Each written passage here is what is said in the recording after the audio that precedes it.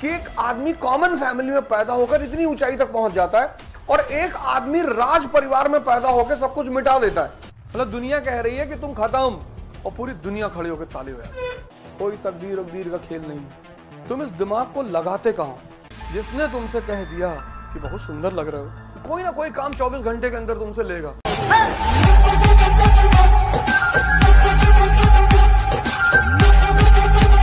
और मैं हिंदुस्तान में एकमात्र टीचर हूं जो पढ़ाता नहीं। यही मेरी यूएसपी है।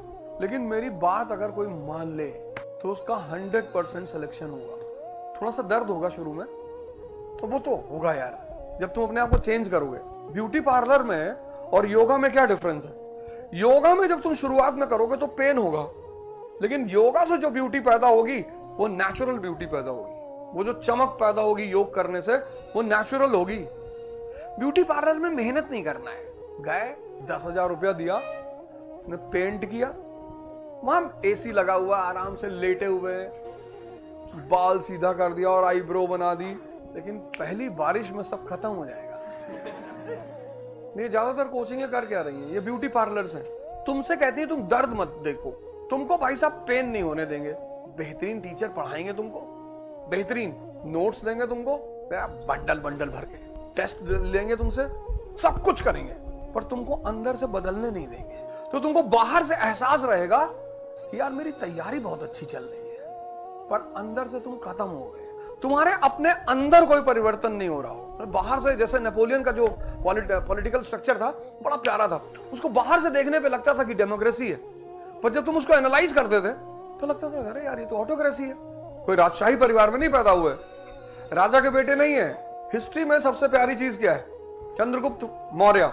उस आदमी के माँ बाप का नाम ही नहीं पता, कहां जन्म हुआ, किस गांव में हुआ, कौन उसके माँ बाप थे, पर उस आदमी ने मौर्यन एम्पायर की स्थापना की। तुम एक बात गौर करो, जितनी डायनेस्टीज हैं उनके जो एस्टैब्लिश कर रहे हैं वो सब सामान्य लोग हैं। और जब डायनेस्टी खत्म हो रही है, मोहम्मद शाह रंगीला, उसका तो लालन पालन राज परिवार में हुआ ना। मतलब एक आदमी है जैसे अकबर है, उसकी जिंदगी बहुत स्ट्रगल में है, मुगल एम्पायर बना दिया उसने। तो ये जो चीज है ना कि ऐसा कैसे होता है कि एक आदमी कॉमन फैमिली में पैदा होकर इतनी ऊंचाई तक पहुंच जाता है और एक आदमी राज परिवार में पैदा होकर सब कुछ मिटा देता है। कुछ तो खेल होगा ना इसके पीछे। नहीं बात समझ में आई? मतलब एक आदमी कॉमन फैमिली में पैदा हुआ, बहुत common, Narendra Modi present example ले लेते हैं, ज्यादा दूर जाने की क्या जरूरत है। कुछ चीजें होती ना, देखो यार, राजनीति अलग चीज है और किसी आदमी की अचीवमेंट अलग बात है। अब वो आदमी बहुत सामान्य परिवार में पैदा हुआ, मैं तो तब भी बहुत अच्छे घर में पैदा हुआ। मेरे फादर पोस्ट ऑफिस में थे, मेरी मदर लॉयर थी, हम कोई गरीब घर में नहीं पैदा हुए, सामान्य परिवार था, मिडिल क्लास। लेकिन वो आदमी मुझसे भी ज्यादा सामान्य परिवार में पैदा हुआ। 2 term CM Gujarat, 3rd term PM India में, जहां प्रधान का चुनाव जीतना मुश्किल है। पंचायत सीरीज देखी ना, कहता है समोसे में मैदा मंजू जी का है, आलू भूषण भाई का है। देखो राजनीति कितने नीचे स्तर पे चली जाती है। अब वो समोसा बांट रहा है, प्रधान जी समोसा बांट रहे हैं, मानी सी बात है, जिसको खाओगे उसका वोट दोगे। और वो विनोद, माधव और बनराकस तीनों देख रहे हैं, तो जो समोसा खा रहा है उसका वो हाथ पकड़ लेते हैं, कहते इसमें मैदा मंजू देवी का है और आलू हमारा है। तो पूछता है कि मैदा अच्छा होता है कि आलू? कहता भैया आलू अच्छा होता है। तो आलू किसका है? तो भूषण भाई का है। तो वोट किसको देना है? यह है राजनीति, कि तुम्हारे समोसे को भी तुम्हारे ऊपर पलट देंगे। खिलाओ। अभी मैं लखनऊ में एक लड़के की काउंसलिंग कर रहा था, नीट की तैयारी कर रहा है 3 साल से। 400, 450, 500 इतना स्कोर आ रहा है उसका। चलो 500 आया, इसका मतलब पढ़ने वाला बच्चा है। ऐसा तो है कि पढ़ने वाला बच्चा नहीं है। 500 नंबर आना बड़ी बात है यार। लेकिन वो कह रहा था कि सर मैं इससे आगे बढ़ ही नहीं पा रहा हूं। मैंने कहा अनसॉल्व लेकर आओ। किसी भी कंपटीशन को निकालने का जो मंत्र है ना वो अनसॉल्व है। आज जाओ, सबसे पहले अनसॉल्व खरीदो जीएस का। मतलब तुम किसी भी कंपटीशन को निकालना चाहते हो, उसका मेन मंत्र है अनसॉल्व। तो सॉल्व आते हैं, प्रीलिम्स के आते हैं, मेंस के आते हैं। तुम्हें कुछ नहीं करना है, सिर्फ तलवार चलाने से कोई वॉरियर नहीं हो जाता और शरीर में ताकत होने से कोई पहलवान नहीं हो जाता। दंगल मूवी देखी है ना? दंगल मूवी देखी? सोचो उस लड़की को, वो लड़की जो कितने कितने मैचेस जीत, आ जाओ इधर, आ जाओ, आ जाओ, अब्राहम लिंकन। मतलब तुम उस आदमी को पढ़ोगे ना, तुमको लगेगा कि यार क्या आदमी है यार ये।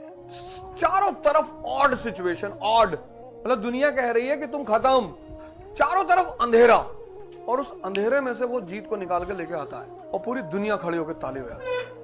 क्या बात है। एक कैरेक्टर में तुम्हें पढ़ाऊंगा, लुई 16, राजा के घर में पैदा हुआ, राजा के घर में, रॉयल फैमिली में, सोने की थाली में खाना, सोने के ग्लास में पानी, सोने का हर चीज सोने का, पत्नी छोड़ के।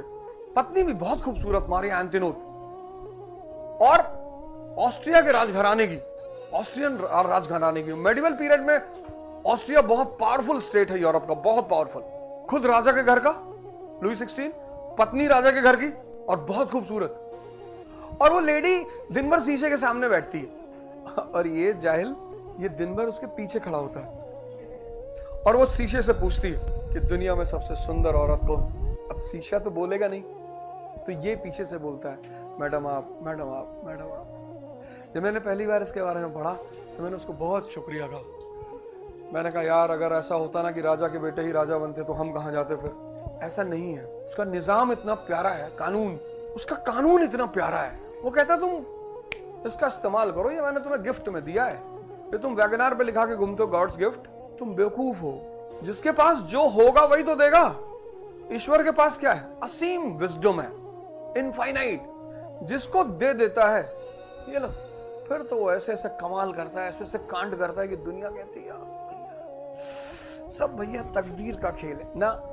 कोई तकदीर वकदीर का खेल नहीं है। तुम इस दिमाग को लगाते कहाँ? मेरा तो जीवन पढ़ाना है। मैं जानता हूं तुम मुझे टोकोगे नहीं अगर मैं मैसेज देख लूं, कुछ देख लूं, पर ये डिसिप्लिन के खिलाफ है। अब पता नहीं कौन फोन कर रहा है। और आजकल 98% लोग परेशान हैं, सिर्फ परेशानी ही बांट रहे हैं, अजीब अजीब सी। मुसलमानों की जनसंख्या बढ़ रही है, बांग्लादेश बना देंगे, अफगानिस्तान हो जाएगा ये देश, सोच लेना। अच्छा, अब तुम सोच रहे हो मुसलमान वैसे ही परेशान है, इतना फंस गया जिंदगी में, बहुत बुरा। उनको अपनी परेशानी का रास्ता दिखाई नहीं पड़ रहा है। खैर, उस पर बाद में चर्चा कर लेंगे, जब अरब हिस्ट्री पढ़ेंगे तब। सबके पास लगभग नंबर ही है, नहीं है, दे देंगे, पर उठता नहीं वो मैसेज बस। अगर तुम्हारा जीवन खतरे में नहीं है तो फोन मत करना, अगर जीवन खतरे में है तो कर सकते हो। अर्जेंट लिख देना, मैं उठा लूंगा, लेकिन अर्जेंट लिख के अगर कुछ उल्टा सीधा सवाल किया तो फिर जिंदगी में कभी नहीं उठेगा। चीजें होती ना जो एक अटेम्प्ट मिलता है, बस आप चाहो तो इस्तेमाल कर लो। पर आपको पता होना चाहिए कि करना कहाँ है। कि एक तरफ एक आदमी है जो बहुत कॉमन फैमिली में पैदा हो रहा है, पढ़ना नहीं है, पढ़ोगे तो मारे जाओगे। किसकी उम्र इस क्लास में 25+ है। एक बात मैं बार बार कहता हूं कि दुनिया में जब तुम सीखने जाओ, सीखने, तो अपने अहम को बाहर रखो। सीखने का एक नियम है कि तुम्हारा अगर अहंकार रहेगा तो तुम सीख नहीं पाओगे, और मेरा अहंकार रहेगा तो मैं पढ़ा नहीं पाऊंगा। दोनों तरफ लागू होती है ये बात। जैसे 25 साल, आ जाओ बेटा, आओ इधर बैठो, आओ, ये सीट खाली आ गई, तुम पढ़े जा रहे हो, पढ़े जा रहे हो। भाई तुम एक एक्सरसाइज कर रहे हो, जिम जा रहे हो, तो 2 महीने बाद बॉडी में जब कट्स पैदा हो रहे हैं तो एक विश्वास पैदा हो रहा है ना कि यार कुछ तो चेंज हो रहा है। भाई तुम डंबल उठा रहे हो 2 महीना, तो बॉडी में कट्स आ रहे हैं, तो जब देख रहे हो शीशे, इसलिए जिम में शीशे लगे होते हैं कि तुम्हें दिखाई पड़े, लेकिन इसके अंदर क्या शीशा देखना वो मुश्किल है। अभी सुबह में आ रहा था कोचिंग, साहब ने फोन किया, बोले फला फला कह रहे थे कि वो दोजा मेरा 4 करोड़ रुपए लेके चले गए। मैंने कहा 4, 6। अरे मैंने कहा कितना ईमानदार आदमी है, मैं इसका 6 लेके भागा हूं, दूसरों को 4 बता रहा है बेचारा। वो सोच रहे थे कि मुझे मेंटली अशांत कर देंगे। नहीं कर पाओगे बेटा, बेईमानी शौक है मेरा। कितना डरते हैं लोग कोई मेरी बुराई ना करे, जो मजा बुराई में है। तारीफ मतलब शोषण। जिसने तुमसे कह दिया कि बहुत सुंदर लग रहे हो, कोई ना कोई काम 24 घंटे के अंदर तुमसे लेगा। बहुत बेवकूफ होगा फिर तो तुरंत ले लेगा, लेकिन शोषण का एक तरीका है कि किसी की तारीफ करो 3-4 दिन तक, 5वें दिन उसको काम बताओ, नशे में ले आओ एकदम। जो छोटे मोटे शोषण करता होते हैं वो तुरंत तारीफ करके तुरंत काम बता देते हैं। जो समझदार होते हैं वो होमवर्क करते हैं 3-4 दिन, पहले अगले को नशे में लाते हैं कि यार तुमको देख के ना भगवान विष्णु की याद आती है।